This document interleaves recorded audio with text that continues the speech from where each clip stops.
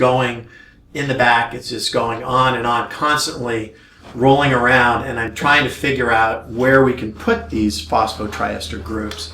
And then it occurred to me that because we think of nucleic acids as being very symmetric, and what occurred to me is that it's very asymmetric. Let me find a better spot. So in the middle here is a major groove, and the phosphates in the major groove point towards each other. And our triester group is going to be long. It's going to extend almost 2/3 away across the major groove. But on the outside of both ends, there's phosphates that we call open phosphates that stick out into solution. They have negative charges and they stick out in solution, but they're not opposite a major groove. So the molecule actually has 3 parts. It has this part that has open phosphates.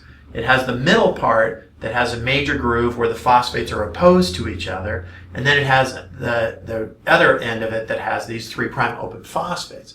And so because of that, we were able to go from that molecule to this molecule, and now the blue and silver are our phosphotriester groups, and we figured out, because of this siRNA movie, that we can place them opposite each other. So very much here you can see, so this one is opposite this phosphate, and this a charged phosphate, and this phosphotriester group, the protecting group, is opposite another charged phosphate. So it's like it's a 2 combs that are coming together, so that there's enough room for them to fit into each other here. But then on these open phosphates, we have phosphotriester groups on the entire ones.